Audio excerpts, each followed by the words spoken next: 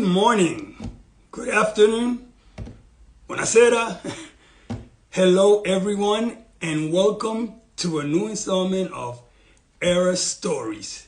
And boy, we have a show for you today, guys. We definitely have a show today. And the words that come to mind when it comes to this gentleman that we're about to meet: integrity, longevity, professionalism, humanitarian, incredible male model, husband, father.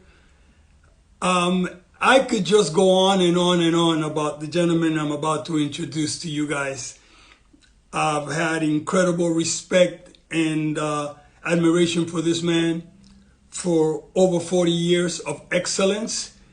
And you don't want to hear me talk. You want to hear this man talk. Ladies and gentlemen, I'd like to introduce Mr. Bruce Hulse. And I'm about to get him on the live right now.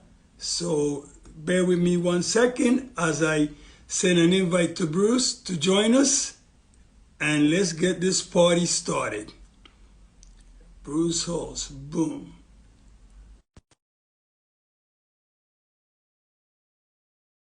And he will be joining us any second.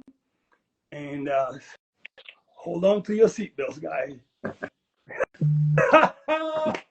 There he is, ladies and gentlemen, the man himself. Hey, Omar. Oh my goodness, Bruce. How are you, buddy? Good to see you. Brother, how are you, man? I'm good. When was the last time I saw you? We had lunch together or breakfast or something up on your fave spot up there. Oh, yeah. No. We had dinner with Hoyt. Oh, right. With Paul Cavaco. Paul Cavaco and Hoyt and yeah. Who else? It was just us four, right? That was good, yeah. That was a fun dinner. Epic. You remember, that was an epic night. We had such a good laugh on the west side, on your side of town. Yes. Bruce, first and foremost, I want to thank you for giving us this opportunity to share with the world your, amazing journey.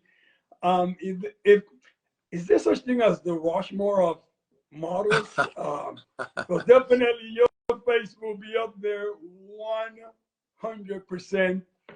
I've admired your work, brother, for over 40 years. I've been a fan of everything you've done as a model, as a father, as a husband, as a humanitarian, your spiritual journey. And I'd like to start with the question that I always ask many of my of the invitees that I bring onto the show. Bruce, how did this whole journey begin for you? That's a good question to start with.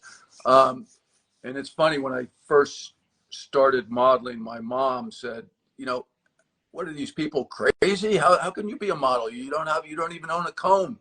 You're like you don't dress. Like, what are they talking about?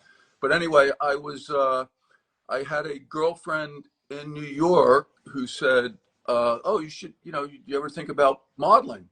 And I said, no. I said, what is? So she explained to me, there's agencies and all. I had no clue. I didn't grow up in a house with Vogue magazine. I think my sisters had 17 magazine and stuff like that, but I had no idea that there was a profession even of male modeling. So I went around to all the agencies back then: Wilhelmina, Ford, Zoli, and Elite, I think, and everyone turned me down. No, come on, Bruce. No. Yeah. Everyone said, you are not a model. I didn't have any pictures. I just walked in and they looked at me, and I had sort of longer hair, and the one guy said, why don't you go read GQ and come back in a few months? Or like I would somehow morph into a model by reading GQ. And I was thinking, that's a little, they hire these people, they hire the photographers. Anyway, so By chance, I was at a nightclub. It was a party, I think, at the Underground. Yeah, Uh, underground. yeah, yep. And they had a special. It was for a, I think it was for the Soho News, and there was a special section there for these elite models. I think Todd Irvin was there, and Michael Ives, Oh, yeah. and maybe Tom Fleming, and they were cordoned off. And I was there with my girlfriend, and I was thinking, what's the difference between me and those guys? It's like I have no clue other than they're there and I'm here, and those guys are doing it. So I met a French scout at that thing. He came up to me, "Oh, baby, you a model?" I said, "No, no, no." And I said, everybody turned me down. And he said, "Well, let me get some pictures of you. I will send to Paris. I represent. I am there for first agency in Paris." So, got some pictures done with this guy Jocelyn. I don't know if you knew Jocelyn. Yeah, And yeah, they said, of course, yeah, Jocelyn. yeah. Yeah. So they sent it over to Paris to first agency. I get a phone call. There's no computers or emails or I get a phone call from France, and it's Sophie, and she says, we want you to come to Paris. We really love you. You're great, and come to Paris and you will model with us. And I said, okay. I said, so basically I got the cheapest flight I knew. This was a few weeks later. 200 bucks in my pocket, and I was just I was finishing up graduate school then, so I had absolutely no money. I was graduate school in the winter and psychology, and then in the summer I was lifeguarding.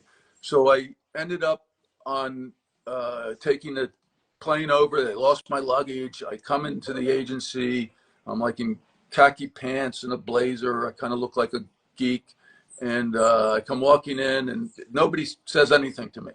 And there's that big lazy Round Susan. table. Yeah, they're turning around, and people are coming and going. And all of a sudden, I hear this motorcycle roar up in the outside, and this guy comes striding in. He looks like this god, and he's got leather pants on, and everyone, oh, Todd, and it was Todd Irvin.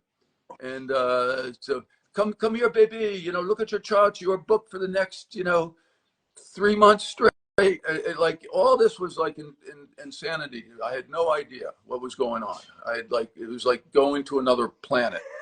And so I'm standing there. Finally, Sophie came over, introduced herself, and oh, is it good that you come? You look nice, and where are you staying? I said, I don't, I have no place to stay. And oh, we put you, I have a place for you. Put you in so they put me in this apartment way down the south of Paris. It was a nice apartment, but I'm up in this high rise by myself, and I didn't work at all. They would send me out. I did a test with Alain Leroux, I think his name was. I forget the guy's name. Yeah, Alain Leroux. And Yeah. everybody was looking at me, like who are you? So finally, this was a few months before Christmas. Everybody left for Christmas. The whole crew of models over there, and I made some friends. Basically, what I do is I get the Herald Tribune. I'd have some sort of spiritual book, cutting through spiritual materialism by Chogyam Trungpa or some Buddhist text, and I'd sit outside and have a omelette fromage and salad fish, and sit there and talk to whatever came. This was right out in front of the agency, and I just talked to the models that would come in and sort of gather information. Where are you from, what you do, this, that, and they were all sort of telling me their stories. You got to get some editorial and all that kind of stuff. So everybody leaves.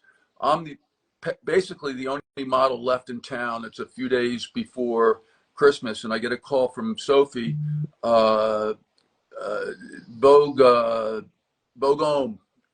needs a model. Paolo Reversi is shooting this story, and do you want to do? Well, of course. So I show up. He has this big wall of lights. And studio floodlights, and he's shooting off of a giant Polaroid camera, and I'm there like this, like a deer in the headlights, standing there. And he takes, like one or two shots for each outfit. I think we did 3 outfits. And all of a sudden, I had my tear sheets. So, the story goes on and on. So wait, you're telling me your first job was with Master Paulo Roversi? Yes. Yeah. Yeah. Talk about hitting the ball out of the ballpark. Yeah, it had nothing to do with me, or I was just the last guy in town. It could have been. Of course, you knew nothing about this guy. You're like, hey, yeah, I'm shooting with this guy, Paulo Roversi. Yeah, I had never heard of him. I didn't know anybody there.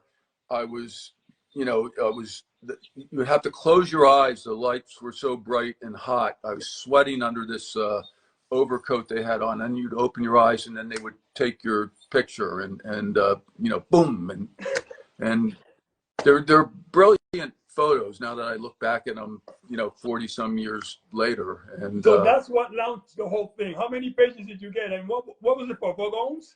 Yeah, yes, Bogomes. I think there was 3 pages, and yeah, I remember the models told me, they said, when you get your picture taken, make sure you clench your back jaw so that your cheekbones, pop out. So I'm like, they're trying to do this thing with Paulo Roversi, and the pictures came out. I went back home to New York and Philadelphia, where my parents were, to New York, my girlfriend, and I said, it's like, okay. So I had an experience. I owed the agency a bunch of money for the apartment and some money I borrowed, and I thought, I failed, So I was applying to graduate schools for a PhD in psychology, and just hanging out. I was doing some carpentry work, and I get a call from the agency again. Bruce, we need you to come back to Paris.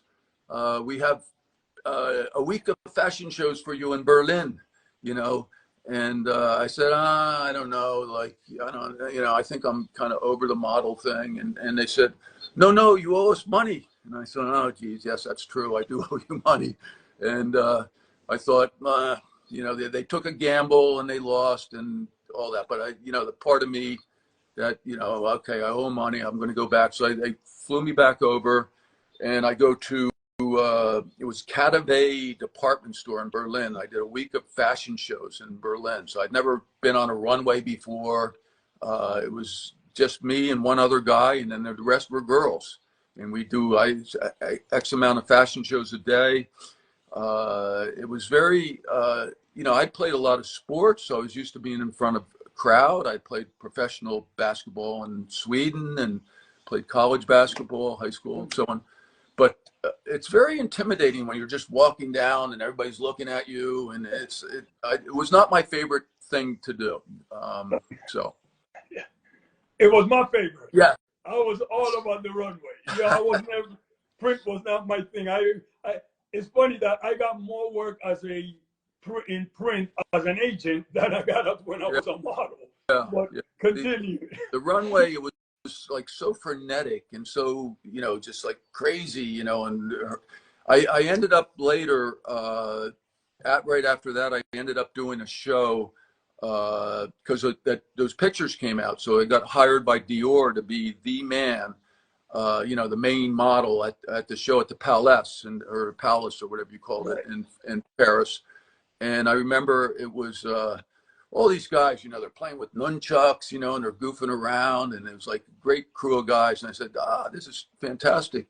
But I had to do this whole thing where I'm sort of dancing down the runway with the big girl model. I forget her name. And at one point, this fake policeman comes out, or a couple policemen, to pull her away, and I have to fight them off and grab her, and I kiss her and all this. But what happened was, between the first show, which I did very well, and then the second show, they had a bunch of champagne back there, and I drank too much champagne, and I got, it's like, what am I thinking? And I remember I missed like 3 changes. I'm a slow dresser as it is, and the designer is back there like screaming at me, "You will never work again. You are finished in Paris. You have wrecked my show."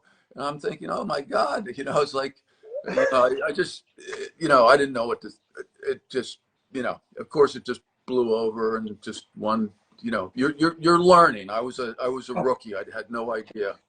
Got to treat it like, yeah. So all that is going on in Paris. What was the turning point back to the city, to New York City?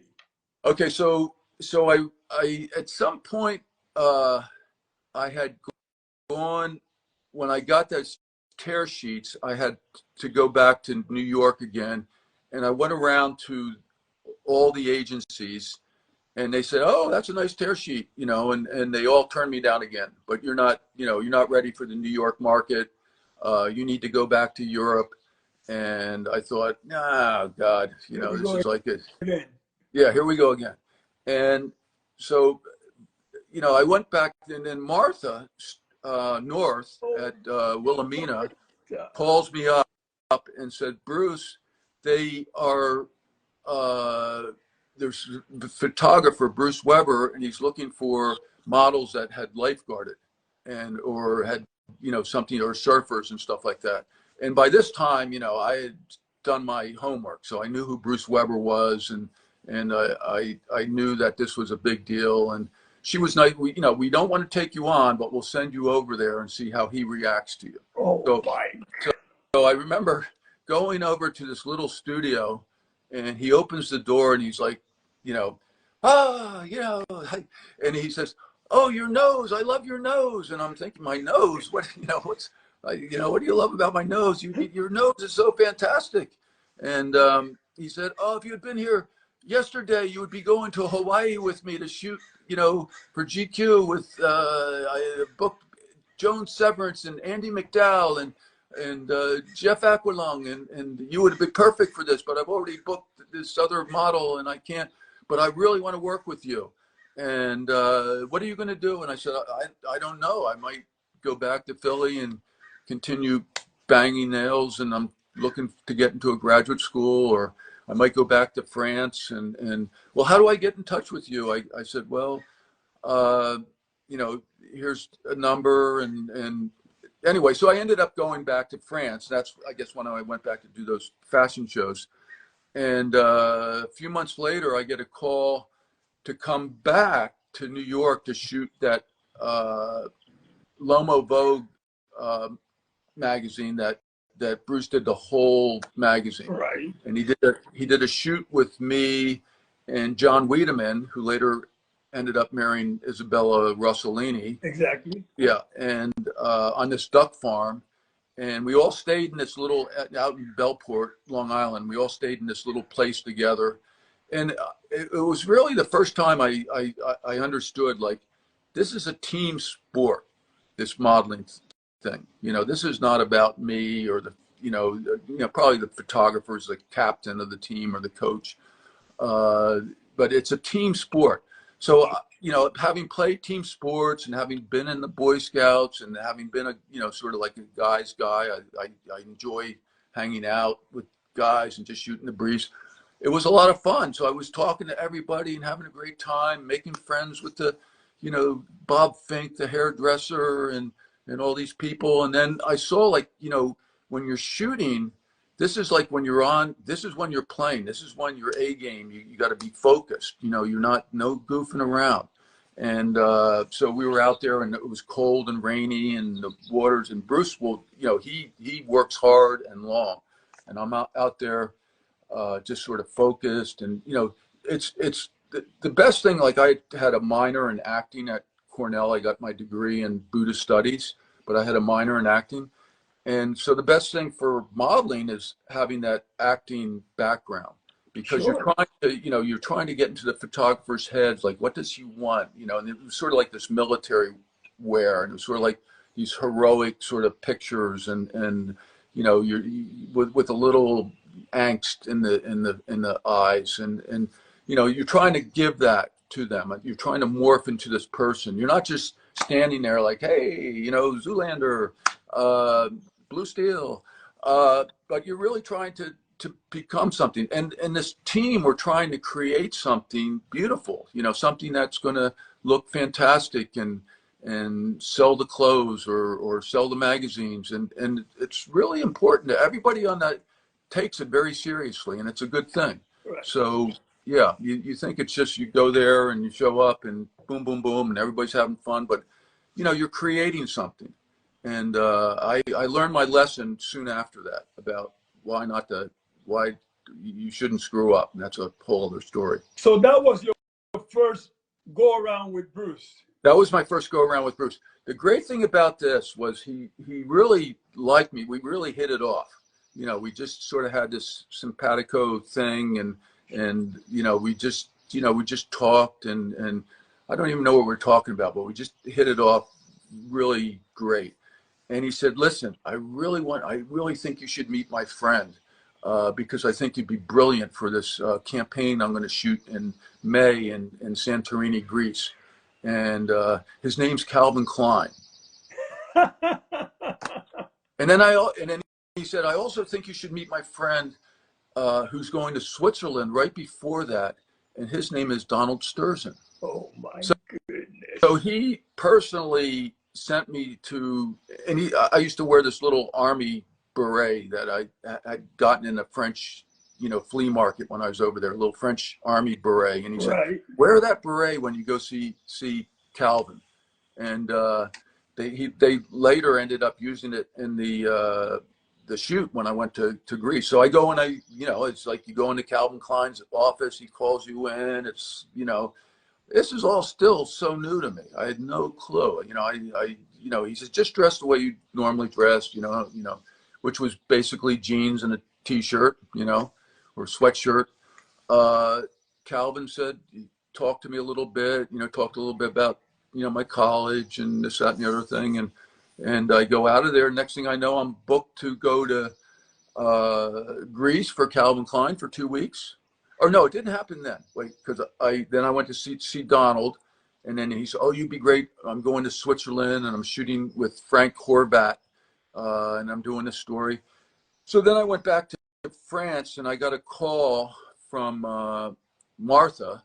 You know, she somehow got in the mix, and that, you know, they want to book you for Calvin Klein. You know, can we represent you? And I said, yeah, go for it. And they said, "Well, they want this amount of money." I said, "Well, can you ask for a little more?" So I'd already was really realizing that, you know, this is a negotiation process. You know, it's like, so it worked out. It was a good fee, 2 weeks in Santorini, Greece, and then I got this call. Also, GQ wants to book you with Frank Horvat in Switzerland for this thing for GQ, and yes, sign me up. So I ended up going to Switzerland with Nick Constantino, and it was funny because Donald Sturzen brought us into the room at the hotel, this fancy hotel, and said, "Oh, hey, you know, I don't care who the girl models are. You guys choose the girl models." So literally a parade of female models came through the room with their portfolios, and Donald would look, "Okay, Nick, you look at it. Bruce, you look at it. Who do you like? Who do you know?" And I was like, "This is freaking crazy." Meanwhile, we're ordering room service, and you know, this wasn't my lifestyle. I was a kid from Philadelphia. So we go and do that job, which was fantastic, and the pictures turned out wonderful. And then I flew from there down to Greece, where we shot Calvin Klein. And I was the Iman was there, Joan Severance, Attila, oh my gosh, Tom Hittenhouse, who did the iconic shot of the underwear, of course. Me. So the first 3 or 4 days, it was just me, and they're putting me in these suits and the white, and I literally burnt my corneas or whatever. I remember half the day I was in there and with ice packs on my eyes because the sun was so bright, and he kept on saying, "Keep your eyes open," and I was, you know, burned my corneas. But we got these fantastic pictures. Then we were going to do this big group shot one day. You know, I hadn't worked for a few days, just hanging out, you know, drinking Greek beer, and, you know, like free food. It's like, you know, shrimp that like my Didier, the hairdresser was like, how do you eat so many shrimp? It's like, I don't know. I'm hungry because I was running, I was working out, running up and down the stairs and swimming. And so this day we're going to shoot this big scene and I'm not being used and a bunch of models and all that. And they had a cooler there that was filled with beer and drinks and stuff like that. So I'm just sitting on the wall in the hot sun and popped a beer. I thought, I'll have a beer. I ended up drinking 4 or 5 beers in the hot Greek sun. I'm not like, this is like freaking nuts. All of a sudden, Bruce wants me on set and he looks at me and he realizes I'm not, like I'm a little off, I'm a little tipsy. And he said, yeah, he says, you've been drinking. And I said, yeah, I had a couple beers, there's some, he says, you drank too much. He says, I'm going to take your picture, but this is it. He got so angry at me. And I literally thought, oh my God, I've sort of started my career and ended my career all in, this quick time span. And so I thought, I better talk to him. So I went down and I had to talk to him. Bruce, I'm so sorry. I don't know what happened. I drank too many. It was hot and I got tipsy and it's my fault. It's like I shouldn't have done that. But and he forgave me. He was like really charming and nice. And he saw that I, messed up. It's like exciting being around all these people. I thought I was at a party and, all that kind of stuff. And it really kind of bonded us. And we were talking about, some gossip about Calvin and, there's always stuff going on behind the scenes in this shoots. I won't mention any of this stuff. But it also made me see, you got to treat this is a profession. People are making their living this way. People's reputations are at stake. You got to take this serious. This isn't just some show up and party your ass off and go out at night. So I would never, like a lot of clients expect you to go out and party, I would go out the last night, because knowing that I wouldn't have to shoot the following day. I'm not going to be the guy that's showing up hungover and, bleary-eyed and treat it like a profession. You learned your lesson really quick.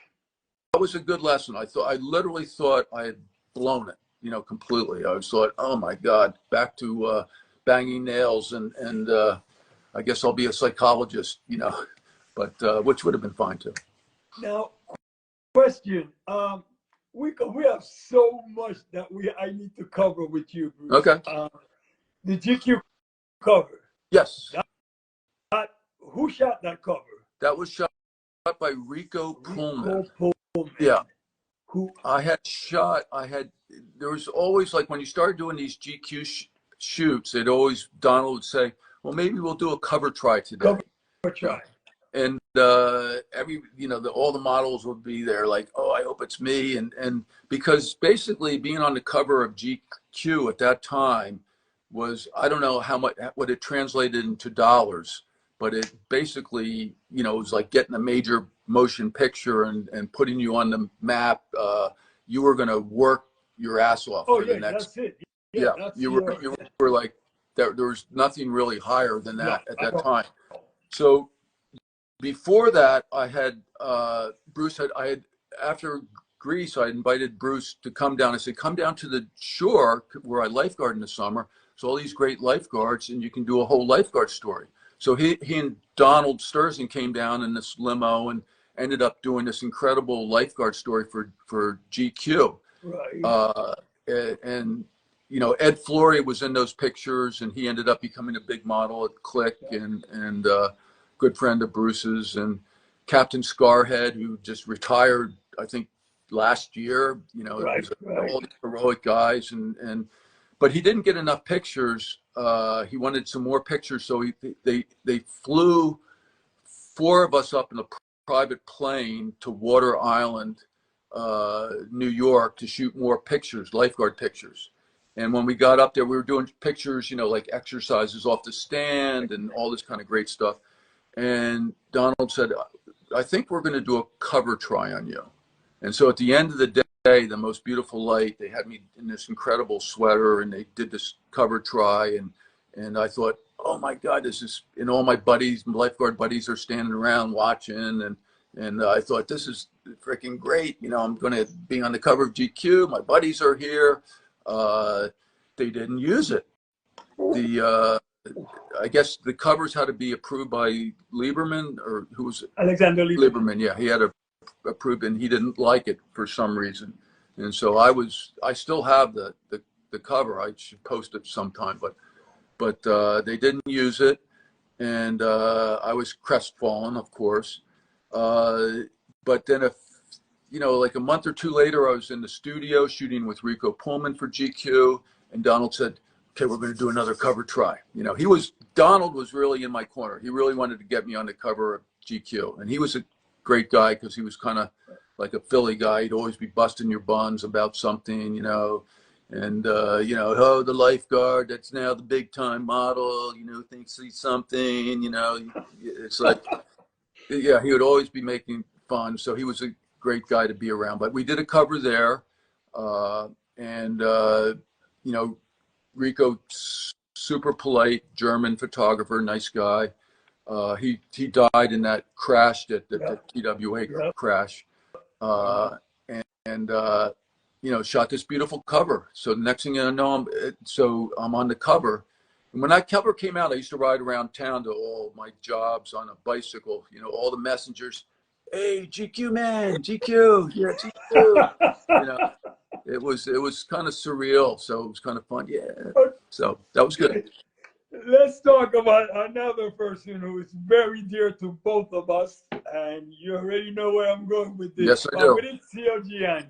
Fabrizio, he go, Bruce. I mean, the stuff you guys shot,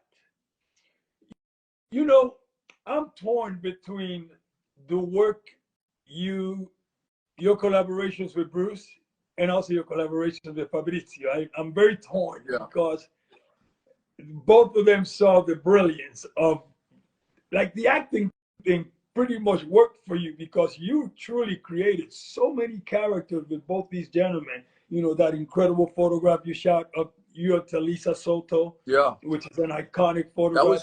That was in the Getty like a couple of years ago, where they had the 100 most iconic photographs of the last 50. Were you at that?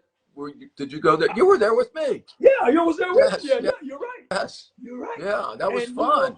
To see yourself on the wall of the Getty, and my kids, I'm like, there, your pa's in the Getty Museum, and they were like making fun of me. It was kind of fun. Yeah, that was a fun night. Yeah, we were all there. Todd Gordon and Olivia, yeah. But I mean, the stuff you shot with Fabrizio Gianni. Listen, I think I told you this at dinner. He sent me a box of these incredible photos. Of course, there's some of you and Rodney Rowland. And I remember many times when Fabrizio would call me for jobs, and I would say, I guess this is the guy who's going with Bruce. Right. I know you're going to have Bruce on board. He's like, well, I am. How that relation, tell me about that, because it's truly some of the most iconic photos I've ever seen on a male model and a human. I mean, you and Fabrizio, tell me about that relation. It's certain people you bond with, right away. And for, he was, Fabrizio was like, larger than life, and he had big stories, and I was interested in his stories. He also liked to play tennis, which, we had this ongoing tennis battle between us. I always claimed that I was winning, but he will claim otherwise. Of course. He was a really good tennis player, and he was an athlete. So I think he respected that I was too. My first job with him was in Egypt for Daniel Hester. And, he saw that, like, I was willing to, just morph into whatever he wanted. I would listen. I would listen to his stories. I would, ask direction, and he liked to tell stories. I like to listen to stories, and you know, I didn't have an opinion about soccer, European, sure. football. Don't be someone who has an opinion about football with Fabrizio, because whatever you say is going to be wrong. I Well, just yeah.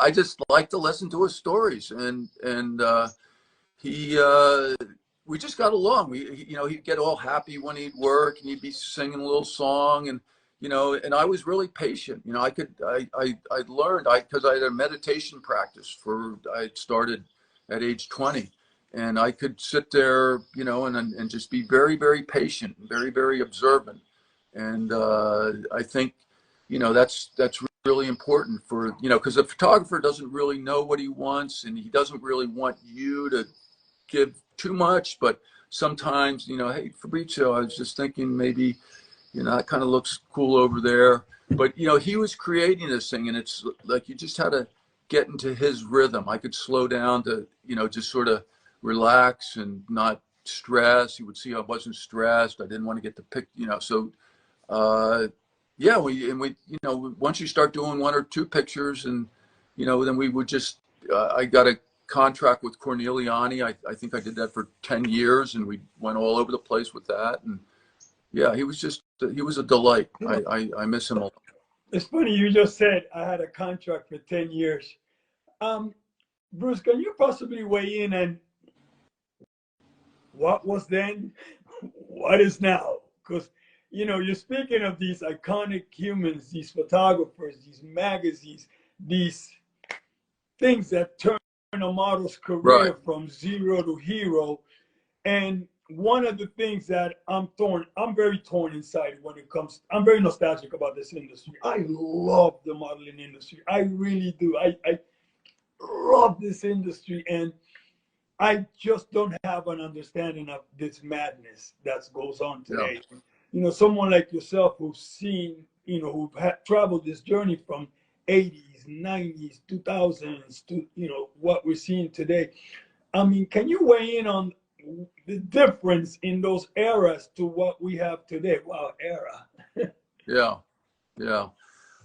I think things changed drastically when the digital photography came in. And, I remember the first time I shot digitally in Mobile, Alabama, some studio on this giant digital camera. But I think before that, to get to become a photographer, you had to shoot film, and you had to know what you were doing, and because you couldn't just go shoot, go crazy, and it was it was a real art form. So it was expensive to shoot Sure. film and to get there, and Fabrizio came out of film, and Bruce, I think, came out of film somehow too. And there was less model agencies, there was less models, there was, the models, at least for both men and women, you would have a longer career. I think that still exists. I think, the whole, social media's changed it a lot. More or less you go on a shoot, it's the same thing. When I'm on a shoot, they're shooting digital now, but it's, like you're there. It's actually more organized somehow. I mean, I remember with Fabrizio, we'd go and it would just be him. He'd be doing the hair and the makeup and everything. And because he had such control, like he wanted this to be his picture alone. And now everything's very produced, and I think there's still some brilliant photographers out there, and I don't understand. I don't know. I I think I'm just looking at it in the twilight of my career, where I was happy to have been there during that era, but I'm happy anytime I get a job, to go out and shoot something. I it's fun. I just shot something recently in a studio, a young kid, and I could have been in New York like 30 or 40 years ago, you know, beautiful light and producer and great energy, good music, and still a team. So I think you're being extremely polite, Bruce, and I understand it, keeping it politically correct because no, obviously you're still that's my like, opinion. you know, when you think of, you know, come on, let's call it what it is.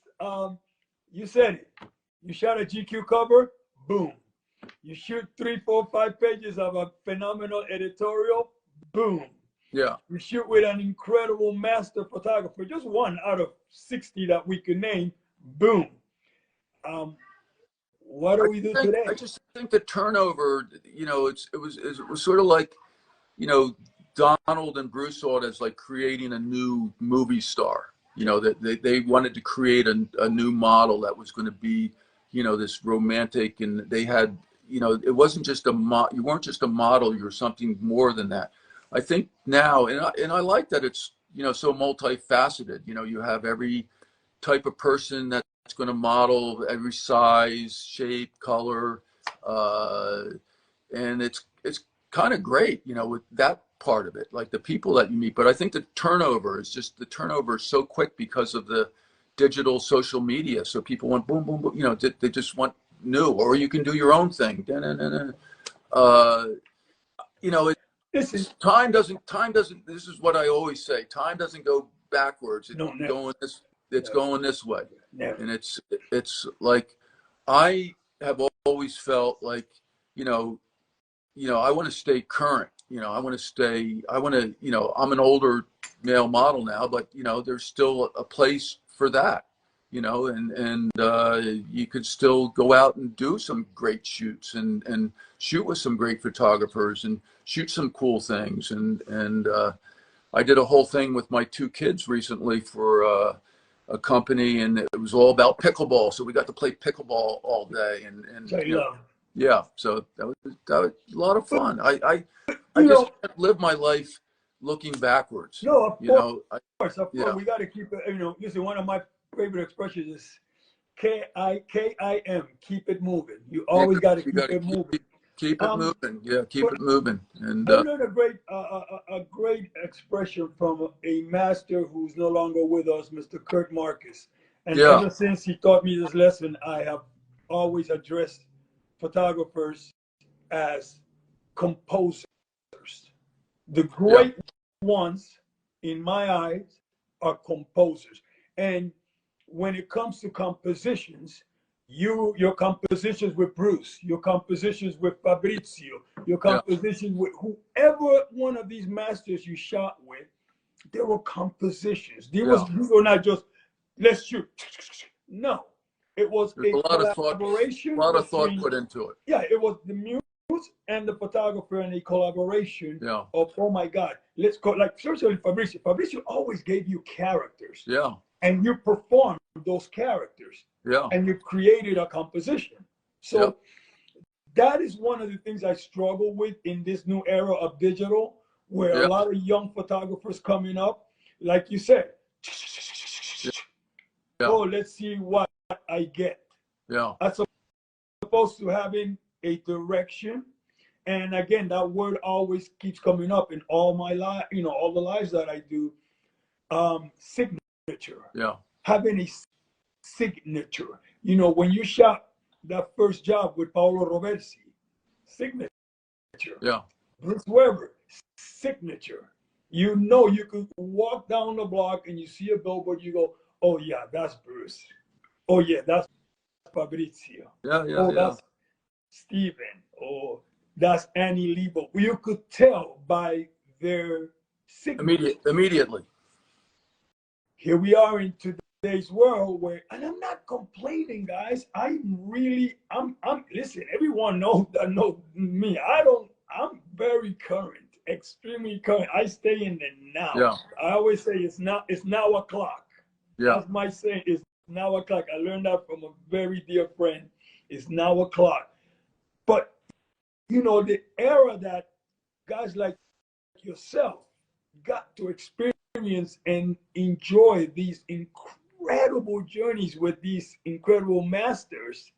How do we do that in today's world? Like how, like what turns a model's career from zero to hero in today's world? That's where I wanted to get to.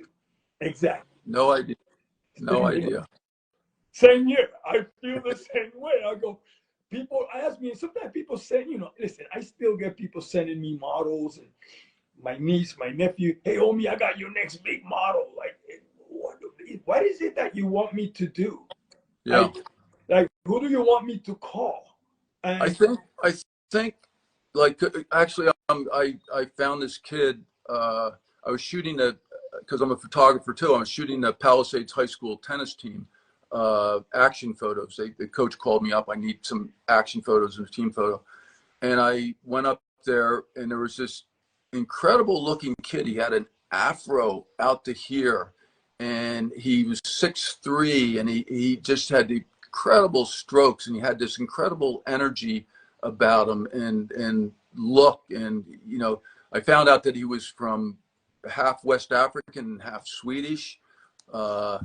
And I took some really cool. I said, dude, you got a great look. I took some pictures of him. I sent them out to a couple agencies, and they said, we want to, we bring this kid in. So I'm actually going from here up to LA Models to meet this kid and his parents and introducing him. But I think it's more, the way I explained it to their parents, it's more like a side hustle now. Something that you can do. This kid is smart. He's going to go play college tennis someplace, but he'll do it on the side. Like my kids do it on the side sometime, but it's not like when I did it and a lot of people did it, where it was a full-time career. But interestingly enough, even when it was a full-time career, the number one question, what is the number one, here, I'm going to ask you, Omar. What is the number one question a male model asks another male model on a location somewhere in the world back in the 80s or 90s, or what would that question be? See if I can stump the master. I'm on a location and I arrive, There's another model there, and what's one of the main questions that you get it every time with whoever you're talking to? Well, I would know, like, hey, tell me about this guy. Tell me about this photographer. Or what should I do? No, yeah, you get that. The number one question, number one concern: what am I going to do next? What am I going to do when this is over? Because we all didn't know how long our careers were going to last. We all didn't know, what's going to happen. The looks are not always going to be there. The look changes, and what am I going to do next? So we'd have these long discussions. Well, I was thinking about going to Costa Rica and opening up a little bar and grill down there. Or I always thought I'd go back and get my PhD in psychology and be a therapist or meditation instructor or something like that. But there was the business, because we weren't making the same money as the women, where it's like, oh, I'm just going to retire and play golf. The women that were making the top dollars could say that. So we were like, I don't know what I'm going to, so that was the main question. Our main psychological concern was what's next. I'm going to challenge you on that one. Okay. Because I'll tell you one thing I have learned, especially in the past probably in the past year, I have experienced this, especially 90s models. 90s models were spoiled because we took it for granted. You thought the party was never going to end. I know so many guys who made ridiculous amount of money in the 90s. And, ridiculous amount of money in the 90s. Hey, listen, to me, if anybody who's making over 100 grand, you're doing really well. Right. There were guys making 2, 3, 4, 5, 6, 700,000 a year and thought the party was never going to end. And not once anyone came in and said to me, hey, I don't know what to do next. What do you think I should do next? I'll tell you better. I I remember Rodney Rowland, who you worked, Right. extremely, so many times with Rodney. I remember Rodney back in 1994. I called him into the office and I said, Rod, I just got you booked with Richard Avedon. Rodney, I have no one else to book you with that you have not worked with. I need you to get your butt back to LA and study acting because you're such a character. You should become an actor. That's the only time I got, one of the few times I think I gave someone a direction. Go out and pursue something other than this because this party is going to end. And models in the 90s were very spoiled. I know so many guys from the 90s that still believe they are that person or that the business should give them the respect because of what they did in the 90s. Not understanding that, hey, guys, brand new ballgame. Yeah. Digital era is here and the floodgates of you gotta be a good investor and be smart and at the same time, it's like you're out, you're going to all these fabulous locations with all these fabulous people and having these fabulous dinners, and then you go back to your place wherever it is, and if you think you're going to be living that same lifestyle back when you get to your thing, you're in trouble because the money's going to be, the clothes and the car, you got to have the great car and the great motorcycle and, all this kind of stuff. I was not like that. I was somebody that, was like, I'm going to go back to my boys in New Jersey. I'm going to surf.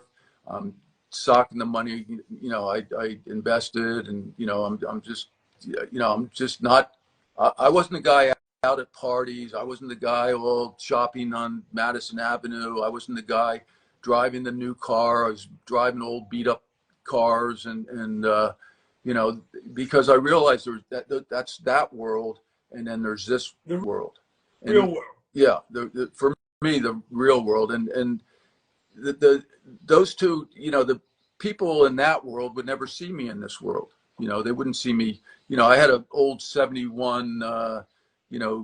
Buick, that I drive around New York. Nobody would see me in that, like I'd use that to cruise out of the city, and I lived in a loft space with a bunch of my lifeguard buddies and we'd sit there and play chess at night, and there was a heavy bag there with, working on our combos and just hanging out, but not buying into the lifestyle, like the lavish vacations. I got to go to St. Bart's now because I was just there, or I have to go to St. Tropez, or I did take my mom once on a trip from Rome to Paris, and we stopped in Montecatini to work with Herb for Bloomingdale's and for L'Uomo Vogue, and then we went to, just because I wanted to do that. And I took my dad to a job with